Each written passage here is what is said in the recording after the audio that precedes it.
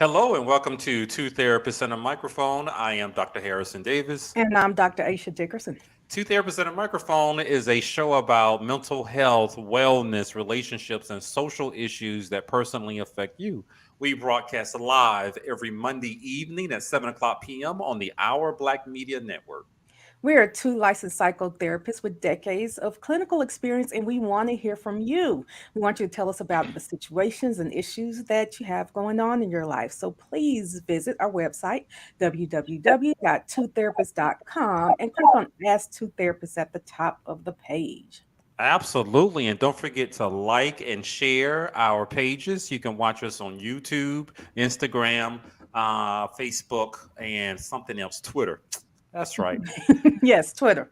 So today, I want to talk about some alarming incidents that's been happening in some of the K through 12 schools in the Metro Atlanta area, primarily high school, about some violence that's been going on.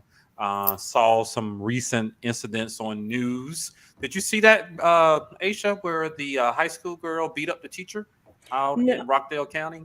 so I didn't because I don't watch the news. Good for I you. don't like the news. It's just I used to watch it, and every other day there was some type of violence on there. If it's, against kids, against black people, kids Yep. doing something to teachers, kids doing things to each other, and it's just too much for me. I get upset, makes me want to fight people, so I just stop watching the news Yes, altogether. let's not. Yeah, let's not do that. Yeah. So I watched the news because I've gone back to watching the news. I gave it a moratorium for about 2.5 years, but I was alarmed. I know kids get into fights.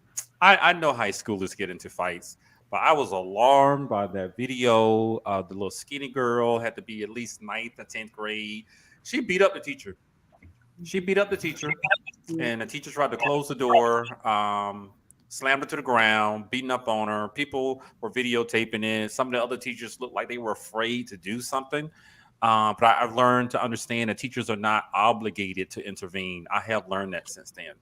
But the teacher ended up with a broken leg, and she was injured throughout the fight. And what was also equally alarming was the reaction of some of the other kids. They were laughing, some of them were horrified, but they were not cheering on the student, but it looked like they were entertained Hmm. by what was going on. So that was equally as alarming. And then every day I'm hearing about students getting shot, not always on campus, but a 16-year-old at their home, and you go back to school and you have to notify the school community. And I'm getting this impression that, they're used to it, that violence has been normalized. And so today we have two experts to join us for the show to talk about high school students in particular, exposure to violence, and their mental health. So let me first introduce our first guest. That is Milani Smith. She holds a master's degree in mental health counseling and is pursuing her specialist in school counseling following her certification this spring. She has worked in education for 16 years and as a school counselor in Fulton County Schools for the last 6 years, currently working with off track seniors in the Tribe Academy. She utilizes a strength based approach to counseling, believing that we all possess the power to improve our lives regardless of circumstances or past trauma. Through the use of expressive therapy such as play art, music, and movement, individuals are able to improve their self concept and gain greater understanding of their trials and ways in which to overcome them. Welcome to the show, Milani.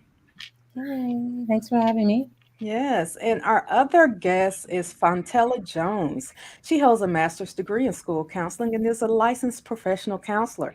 She has worked in education for 24 years and has served as a high school counselor in Fulton County Public Schools for the last 8 years. As a licensed mental health counselor, Fontella utilizes a person centered approach to therapy, along with cognitive behavioral therapy and solution focused brief therapy, to assist individuals in identifying, challenging, and changing challenging unhealthy behavioral patterns, ultimately allowing them to live a more purposeful and fulfilling life. Welcome, Fontella and Milani. Thank you both for coming. Absolutely. Now I'm going to call Fontella Dr. Jones because I understand that you have earned your doctorate degree, and I Girl, you think I better it's have. going to change be. that bio. I told her I told her. did. we did. But ladies, thank you. You guys seem highly qualified. I'm happy to hear that there are some school counselors out there who are trained also as a mental health therapist. That is wonderful. Now, I just mentioned the fight out in Rockdale County. Not quite sure you guys saw the video news or are familiar with it, but it seems like, is it me or is there an uptick in violence in the schools? Let me start with you, Milani. What did you think about the video? And my belief that there seems to be more violence today than 10, 20 years ago in the school system. So a lot of questions there. I did see the video, and I too try not to watch the news. After the Trump administration, I actually took a moratorium also. Yep. But I did happen to see it just on CNN. You know, I do have certain apps. I do try to pay attention to world politics and things. But with that particular video, I'm not surprised by the reaction of the students. You mentioned the teens seem to be entertained by it, and it is a form of entertainment, to be honest. I think violence, not only just in their communities, if we're talking about urban areas, but I even think in media, in video games and things like that, it's very normalized violence. And to see it up close and personal, you would think would be a deterrent, but it's more like just entertainment. And so to answer the question, do I see a more of an uptick since I was in high school many, many years ago? Absolutely. I'm from an urban area also. I'm from New York City. And there were not many fights in high school in the school building. That wasn't a norm. Certainly back in your communities, maybe your neighborhoods, on your block, sure, there might have been some instances of that, but not in school at all. I can't even think of one fight that I ever witnessed or experienced in high school. Again, decades ago. But I think that a lot of times the students don't have the skills equipped to de-escalate things in the moment. And so their outlet is to physically fight. Gotcha. And that's kind of normalized in, like I said, media, music, games, that you can react that way. And I hate to pick on reality television, but you have grown women, who supposedly live in these $1 million homes that are physically fighting each other. Well, why do we think teenage girls who have less control of their emotions, who have less experience dealing with emotions, aren't going to do the same thing? That's a great point. Yeah. So I just think a lot of it just is really, I don't think it's twofold, actually, for me. I think that a lot of the parents aren't equipped with skills also to help their children deal with things like this, to deal with emotions, to help them navigate that. Because we have parents come up to school who want to fight. So am I right, Dr. Jones? You have parents come up who want to fight. Yeah. So Dr. Jones, tell us about what your thoughts about. Did you watch the video? Did you see it or you heard about it? And what are your thoughts about what I believe is an uptick in violence in schools right now? Well, I did not watch that particular video, but there is not a shortage of videos out there demonstrating, violence in the schools between students, students fighting teachers. And to kind of piggyback on what Milani was saying, a lot of times they're just mirroring what they see at home. Like parents come up to the school violent, using profanity, wanting to fight other parents, actually wanting to fight students. I know it's unbelievable. And I've been in education for 24 years. So there's been an uptick since I started in education in 1998. Like it's horrifying to see, just how violence is normalized, and the students, they're entertained by it. Mm-hmm. They don't try to stop it. They may not necessarily encourage it, but for the most part, they just stand by and they videotape it and they airdrop it, and it's all around the school. So there's definitely an uptick in this. It's very alarming.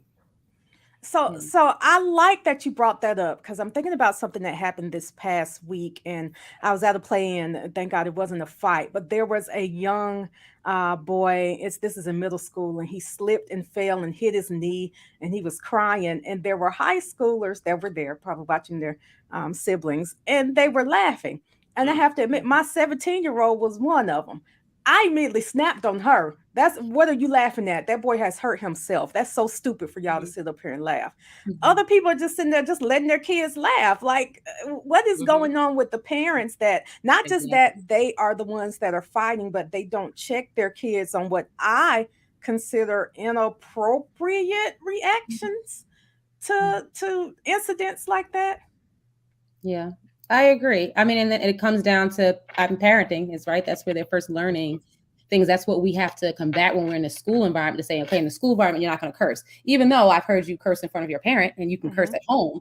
In this environment, we want you not to curse. So it's almost like a second raising that we're doing, but we're combating what's normalcy to them, you know, and that's the difficult part. So you likely have parents who think that maybe they think that's funny too, a little kid falling and hurting themselves. So you can't teach what you don't agree with and what you don't know.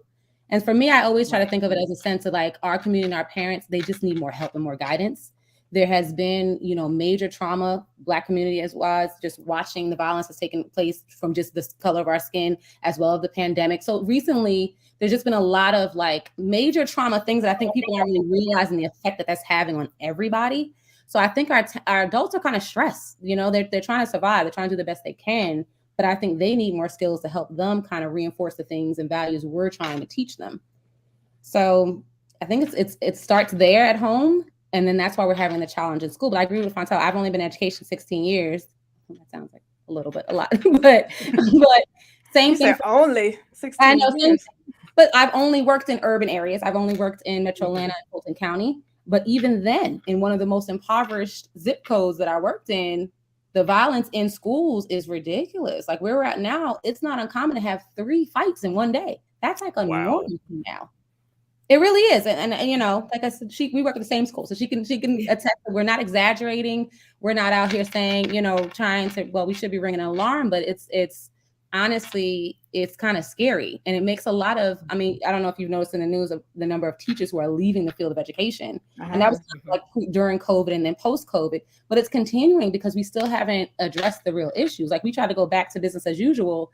You can't, a whole community is traumatized. You can't just go back to business as usual, you know?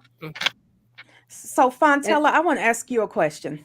What is it that they're fighting about? I mean, so many fights. What is there to fight about at school all day, every day? It is. And oddly enough, I was working with a young man today and I asked, like, what do they fight about? And he said, unfortunately, a lot of it is gang related. Oh, that's still a thing. Like, I mean, in my mind, that's like I was thinking the same thing. That's a thing. Yeah. Yeah. Gang. A lot of it is gang related. Yes. The same ones from back in our day? No. Same colors? Okay. No. There's different. There's newer. So the age of blood and Crips, gangs. There aren't blood and Crips. There are, but there's definitely different types of gangs. I'm not going to name them all, but there's different types of gangs, especially in Atlanta. There's a growing number of different kind of cliques and associations. And for that loyalty is as deep as family is. So for them, you know, we had a situation recently where one student was kind of jumped, and so other students who are associated with that student's gang then look for the kids who did that to retaliate because there's a loyalty there. So that's another thing culturally to break, you know, but if these kids are feeling like that's their family, and I will tell you, there are a lot of broken homes in urban areas. There's a lot of parents that are absentee parents. And like I said, could just be surviving. And your concern is paying bills, not so much the raising and the emotional, you know, support that your students need.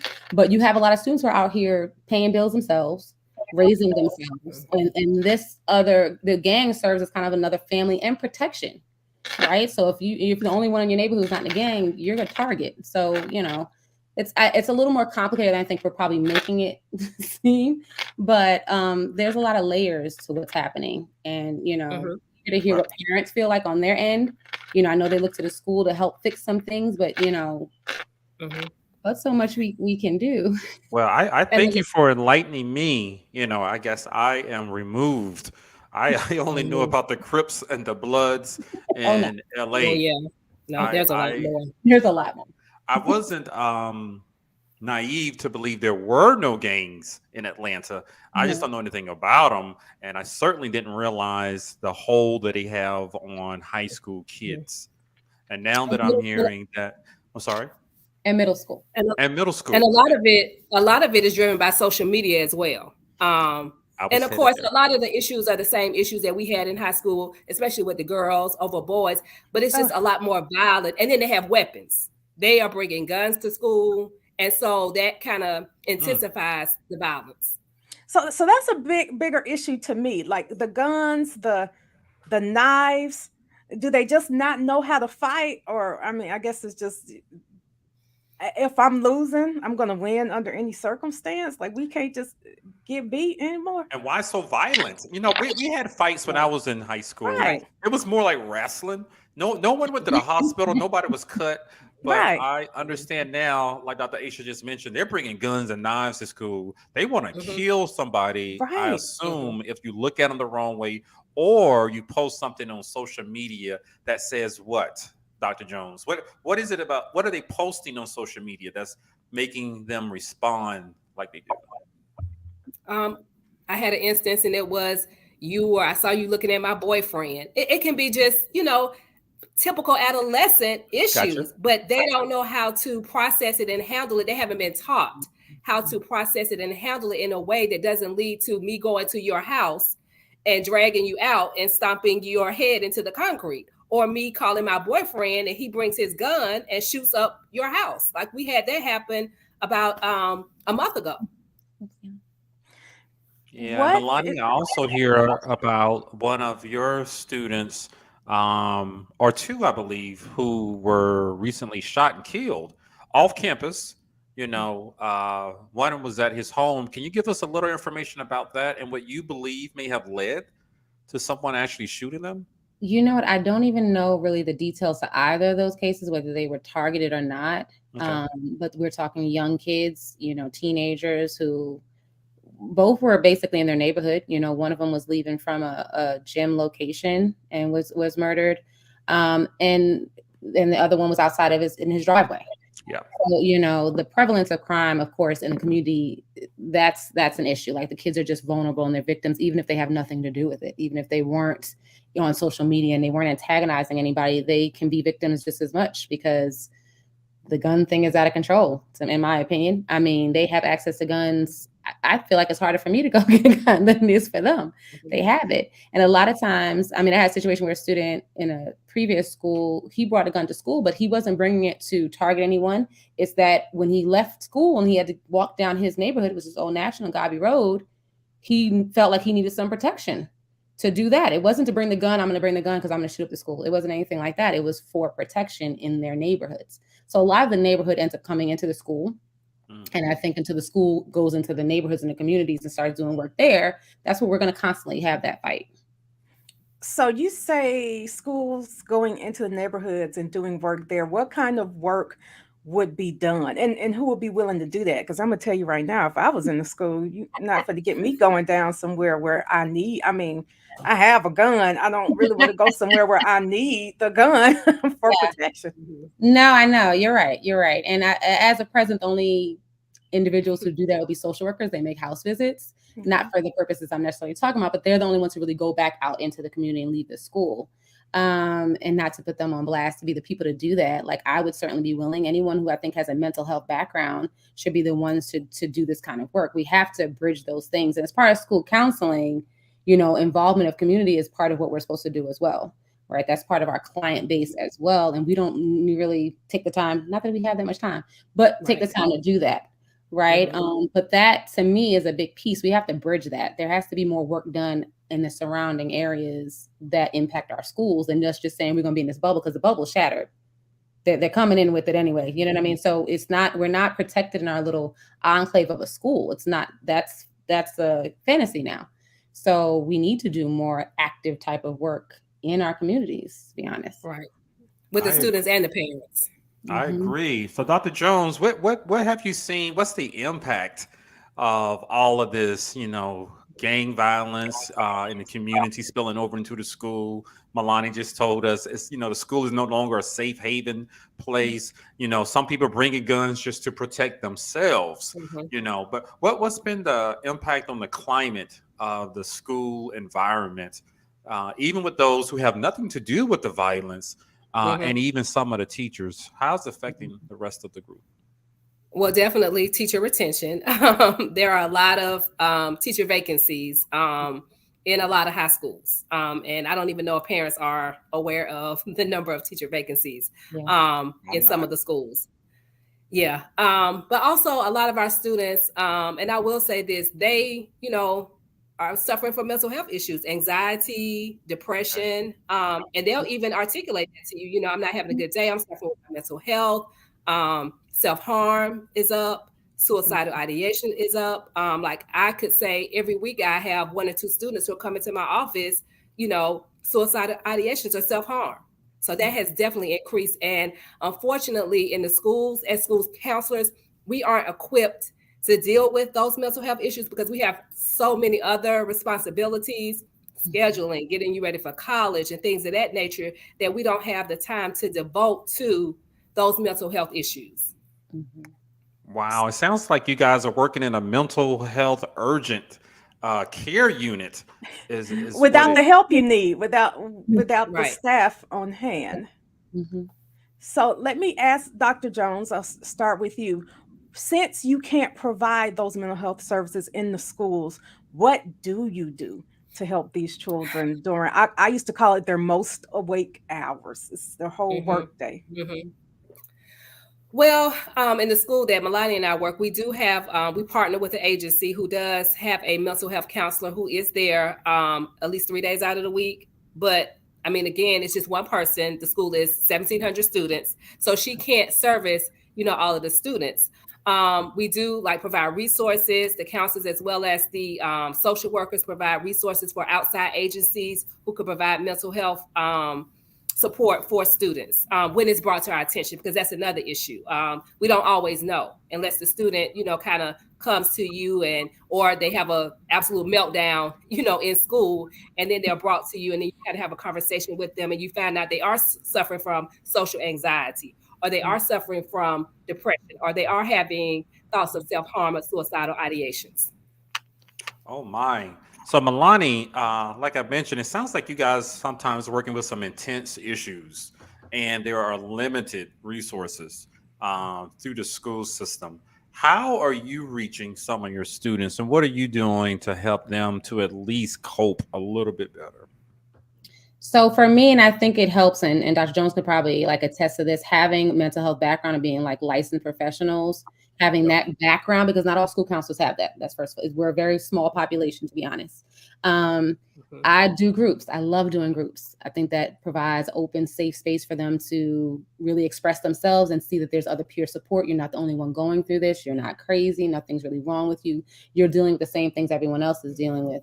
And I meet weekly with my students because my students have particular barriers, which is preventing them from really graduating on time. And so I meet with them weekly to do that as well. And there's a lot of check-ins and there's a lot that they end up offloading and discussing about. And I will say that I think over the past 5 years, schools have done a better job of destigmatizing mental health for students, because we do get more students saying, I'm anxious. Something's not right. I don't feel good about myself, or I have suicide ideation. I think they're more comfortable coming to us about that, which I think is the right, step in the right direction. I just think that they have to change our roles as school counselors if they want us to address that, or hire more school counselors to be able to help shoulder that load, because that's what we're there for. We're student support services, but we're just so limited because we're, especially in high school, there's so much pressure on students. Let that be the bottom line. That's what you're supposed to do. And so, we want to graduate healthy students, of course, mentally healthy, emotionally healthy, but it's difficult to do so in the climate that we're currently in. So my next question is for these students who are violent, and my mind is possibly the same people over and over again, what type of punishments do they receive, them or their parents? Because I'm also like, if it's the same kid, should the mom go to jail? Now that's tricky, right? I feel so many, you know what I mean? I have to that's a hard one. So yes, there are policies in place. If a student is violent, they get sent to a separate school that's more like a military type environment, very small, and they get more intentional kind of behavior supports. right? And then they're allowed to come back to their homeschool because that's more like a program to get you kind of adjusted, right? And then they come back to the homeschools. And a lot of times we see, as we have, because we had a lot returned to us in January, the uptick of violence again, because you have to send kids back in the same situation. They didn't quite get what they needed, right? Can you hold parents responsible for that? That's hard because, like I said, I feel like if parents knew better and had the skills, they would do better. So in a lot of ways, I don't feel like our parents have it and know it. So do you penalize them for not knowing? Do you penalize them for not, maybe if they're not using resources? So say we provided resources for the student and they didn't take up on it, because a lot of times, like Ratana said, you can give them a resource and say, hey, your kid needs some outside mental health. They're like, no, they're good. Yeah, now that in that sense, now you're being neglectful. Now you're not putting the child as a priority. But I don't know about penalizing parents. I know that that's a case. I think like in New York with truancy, like you can send a parent to jail if the student doesn't go to school. I remember that was like something that was passed at one point. Yeah, that's in Alabama too. If your child isn't going to school and they're not of the age where they could drop out, the parent can go to jail. Yeah. I'm all for that. So I'm hearing, Dr. Jones, that a lot of these issues with the students in particular are stemming from the parents, or maybe a home environment. That may be a better term to use. What type of resources are there for the parents? I know you guys are there for the students within the school system, but it's sounding like a lot of it is coming from the home environment. And then Melanie, I'll ask you, what can the parents do? We go to you next. But Dr. Jones? Well, that is a good question. We do, in our particular school, we do have a parent liaison, who offers workshops and seminars. But I mean, the issue is parent participation. Right before this meeting, we had a virtual meeting. There were 9 parents that showed up. So I don't know how you get past that barrier, other than because the expectation that they're going to come to us, that's not happening. So I think we have to be more intentional in going to them. Well, I'm glad to hear that you're offering something. I didn't know that. They didn't have that when I was in high school, anything from my parents at all. But you guys are providing at least some type of training or workshops beyond going to college, more personal things. Right. Okay. I'm glad to hear that, and before we end tonight's show, if you can just tell the parents where they can go to find those resources, that'd be great. So Melanie, what can the parents do to help curb some of these issues so it doesn't affect other people, including the kids and teachers who want to learn and want to teach? Assuming it's a parent who cares and wants to help. Yeah. Right. And I'm forever like the optimist. I believe all parents want to like really care, right? All parents really do care. They may have some barriers to that. They may have some trauma themselves. They may have not learned how to parent because they didn't have parents themselves.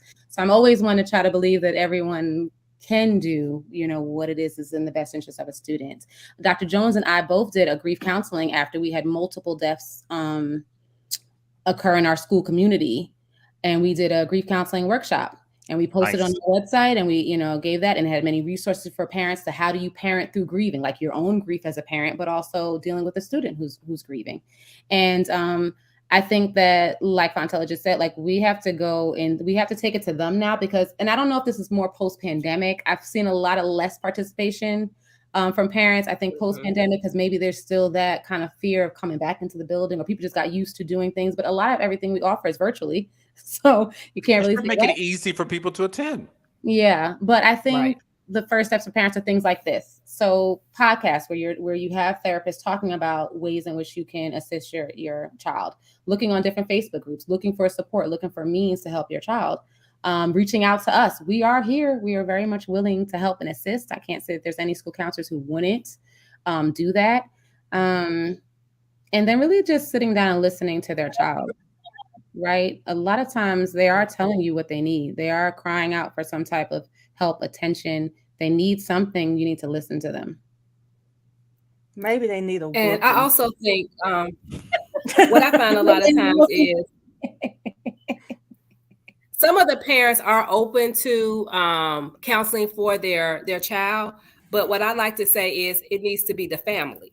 because the issue is not just necessarily the child. Like you as the parent need to also participate in the counseling process as well. So I think that would help, because a lot of times they just want to send their kid to therapy and there's nothing wrong with me, it's all the kid, and that's not the case. So more family counseling, I think, would also benefit. Yes. I see. So I'm going to ask you guys a political question. You don't have to answer it if you don't want to. You know, there is a movement with one of the political groups about handing out vouchers to parents to send their kids to other schools, particularly private schools, and using some of the tax-based property tax funds to pay for it. There's a large, huge movement for, and there's an opposing side who is saying no. What do you guys think about some of these parents who cannot afford to live in another neighborhood? They're entrenched in the community, and giving them options to send their kids to other schools, particularly private schools. Any thoughts about that? You don't have to answer if you don't want to, but you know, we're all grown folks and we're in a political time, but you guys brought up some issues that I think a lot of Black folks don't think about. But what are your thoughts about that? No, I have a lot of opinions about this. I actually do. As an educator, I'll say first and foremost, the idea that you're going to give a small population of students in a certain community the opportunity to have the education they deserve is a problem. That's problematic. I prefer that they pour money into those school systems to make all the schools in any area the best they can be, as opposed to these options out. Because yes, you can give some vouchers and you cherry pick the brightest and best out of the community and you send them over here to this school and perform over here. What about the rest of the kids? Right. So I don't feel like that's a solution for the entire system. I think that's a good solution. That's a temporary quick fix for a parent who says, my kid can do better than what you're providing them here. Please let me allow them to send them somewhere else. Absolutely. That's very individualistic though, right? That's not a systems approach to fixing something that's clearly broken. Where I come from, when you're in high school, you can apply to go to any high school in any borough. There's no, you live in this neighborhood, so you have to go to this school, which I see here. I haven't lived anywhere else really, but here in New York. And here it's, your property tax is going to dictate how much money is poured into your school. And where you go to school. And then where you go to school. And that to me is a very, I don't want to call it like a slavery kind of policy, but you're keeping people entrenched in poverty because you're not allowing them access to a better quality education. Right. And so that's the only issue I have with the voucher thing is, let's not make that in the charter school system, our saving grace, because you're leaving behind way too many, 1,700 students to be exact for us in our school that may not be able to have that opportunity. So districts need to pour money into all schools. If you're not going to allow them to go to different schools, right? If it's against the law, and we have parents who've gotten arrested for things like this, right? This is right. Because I want my kid to go to this better school over here across town where they're not shooting and fighting every day. And you don't allow that. That's a law to keep you in this little box. That's the problem for me. Like I said, I have a lot of opinions about that. I thank you. You enlightened me. Any thoughts on that, Dr. Jones? Well, I agree with Melanie. I believe in pouring into the school in your community, because the school where Melanie and I work, we have some excellent students who are thriving, going to Georgia Tech and Emory. So I think if we pour the resources into, yes, we do. If we pour the resources into our school and support our schools, they can be great schools as well. Absolutely. So I definitely believe in pouring into the school in your community. Absolutely. It just sounds like those great students may sometimes need to be protected from the not so great. I'm sorry, I won't say not so great. The students who need a little more support. So if they were to pour more money into the schools, what are some of the things that you think they would need to use that money for? That would make the schools better? Counselors. Okay. Okay. More caseloads. Right? We're the ones to deal with the students who need the adjustments, right? We're we're really that first line defense. Like, we need to be there in that position. They need to hire more teachers so you don't have 35 kids in a classroom. Hard to manage 35 teenagers. Right. How could you get more teachers in there though? Aren't they leaving? Is it that they need more money? That would help overall. I think education wise, teachers, I think teachers are looking at it as, I can go work somewhere else for less stress. A lot of times the teachers you'll find in the schools that we serve really do it out of like the goodness of their heart. Like this is a population that they're dear to. They really want to work here. I've And met the those teachers. reason why they do it. Yeah. And that's their motivation. Yeah. But yes, more money. I mean, some areas, I think in Chicago, you get like a little stipend if you work in a high risk area. Mhm. Well, our county doesn't have that. Like perhaps you should employ that, you know, teacher retention. I mean, it's sad to say money rules a lot of things, but it does. You know, it does in this country. So yeah, pour more money in, and let's see where it goes. And so that we can expose our students to things outside of their neighborhood. A lot of times, you know, we may go to the higher ups and we don't have the money for that. And our parents can't, you know, they don't have the money to kind of offset the cost. So it's just money would definitely make a difference. Mm-hmm. Gotcha. So guys, what type of tips or suggestions would you have for the students in these schools where fighting and violence and gangs appear to be the norm? If you don't participate, you're entertained by it. And I can only imagine the impact of that once these kids grow up to be adults. But what type of suggestions or tips do you have for the students to fight some of this internally with themselves or within their community? Let's start with you, Dr. Jones. Well, I definitely would encourage to see something, say something, because to be quite honest, a lot of incidents that could have really blown up into something major have been mitigated because a student saw something and they reported it to a teacher, a resource officer, an administrator, or a counselor. So I definitely think that's something that we need to encourage our students to do more and to kind of get out of this, what is it, snitches get stitches mentality. Yeah. But just to, you know, when you see something, report it. And a lot of our students, they do that. And that's definitely kind of prevented some things from escalating to an extremely volatile level, at least at our school. Gotcha. Milani? We have this thing called Restorative Circle that has started. It's not unique to our school, but there's a lot of posters and flyers for students to do just what she's talking about. If you have a conflict with someone, let's get into a circle and have this conversation about it so before it gets to a violent piece. And I think that's something that we can tell students to definitely do. Don't think that you can't come to an adult and have some assistance with some of the issues you're dealing with. Like, rely on us. That's what we're here for. Use us as best you can to help you with everything that's going on in the school. Okay. Gotcha. So my next question is, considering that you all are working in this area with so much violence, I imagine there's a lot of stress and is dangerous. What do you do to protect yourself? We can start with you, Self-care. Milani. And self-defense. What about you? Let's start with you, Milani.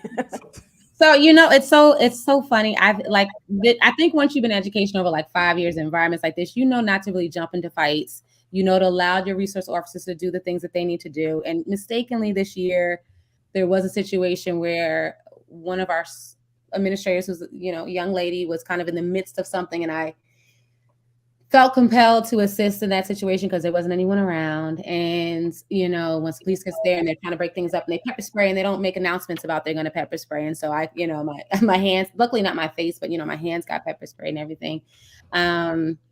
It's really hard because, you know, you want to help, but it's really not in our best physical and mental like ability to jump into things like that. There are people at our schools who are there to do those things. And so but it is difficult because it's hard to see, you know, another adult fight and you want to help and assist your fellow coworker. You do, you know what I mean? Because that can lessen the injury to them as well. If you like them, if it's somebody you like. Yeah, I guess so.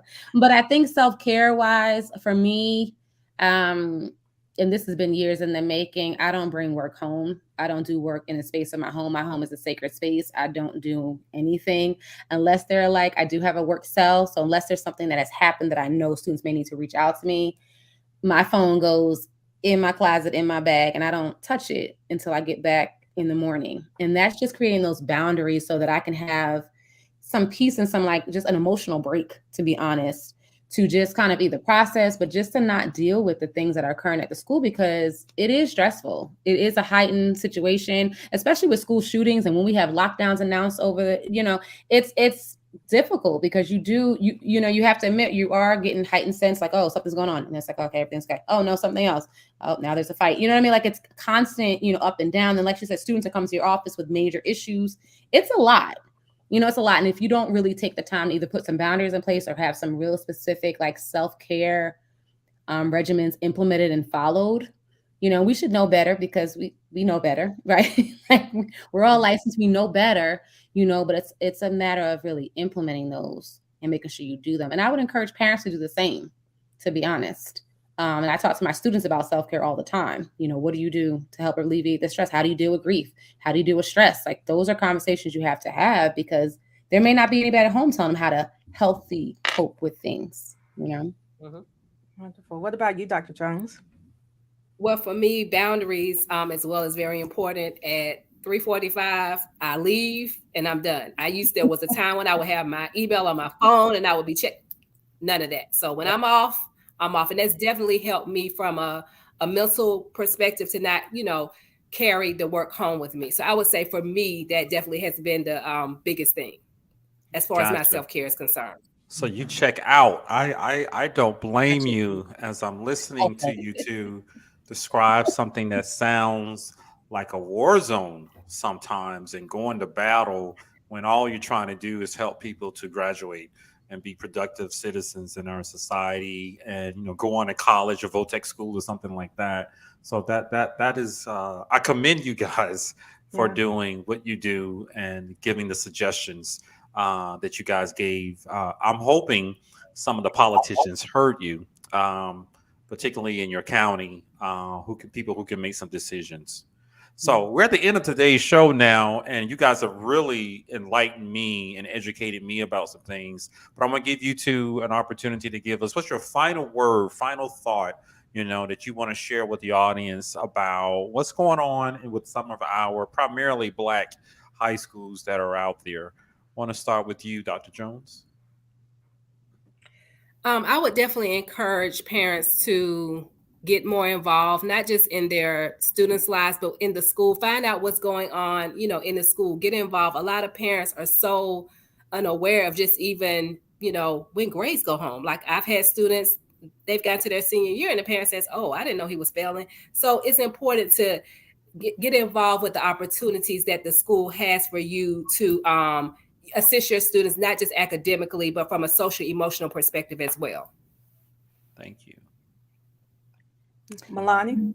Yeah, I would definitely piggyback off that. We are a resource. We are here for you. Our job is to support not only your child, but you as well. So use us, contact us, speak to us if you are dealing with anything. And I think sometimes they think we're only concerned with the academic piece. We're concerned with all things that might affect them academically also. So whatever may be going on in your home, whatever you might be dealing with or struggling with, please feel free to reach out to your school counselor. And we are here to help in any way that we can. I think that there's a big mental health kind of crisis with our country. Like I said, we've dealt with a lot in these last couple of years, and everyone's kind of just like, keep it moving. We're still in this kind of survival mode thing. And that breaks down over time. And so we all kind of can tap into and can use the support of a clinical mental health therapist, or just anyone who can help alleviate that. That's a life coach to you. If that's your spiritual leader, whatever it is you need to lead on, it's fine, but don't ignore the fact that you're struggling with something, because truth be told, most of us are struggling with something and we can all use some help. Thank you. I endorse your ideas about more mental health professionals who are trained and licensed working in schools. Mm-hmm. And hopefully we can have some type of requirement where at least one or two right. School counselors in the school can be licensed, or hire someone specifically to do the mental health counseling. I understand you guys contract out. The school system contracts out to provide the mental health services, and they seem overwhelmed by some of the things. So Dr. Jones, what was that resource? How can parents find out what type of resources are available to them? Where can they find that? So I would suggest So it's probably different for each school, but each school does have a PTA. So that will be one avenue. And then most schools have what's called a parent liaison. And so that would also be a point of contact for parents. And also parents, check out your school's website. There's a lot of useful information on the website, especially in the student support or counseling services tab. Gotcha. Thank you so much. Dr. Aisha, your words, your final thoughts. I just want to say I appreciate what you all do and anyone else who works in the school system. My dad was a school counselor and later on a principal. I remember him getting cut by a razor blade, breaking up a fight. But I also remember that he didn't have as many issues as you all do today because I remember him paddling children who cut up in school. I know that you can't do that anymore. So bless you all for doing what you do without having the resources and the ability and rights to do what some educators and counselors could do back in the day. Absolutely. I endorse that completely. So guys, thank you for joining us today. Stay on afterwards. But I want to thank the audience for joining us today. I hope you learned a lot from our expert guests. That is Dr. Fontella Jones and Milani Smith. You guys have been watching Two Therapists and a Microphone. We will see you guys next week, Monday at 7:00 p.m. on the Our Black Media Network. See you then.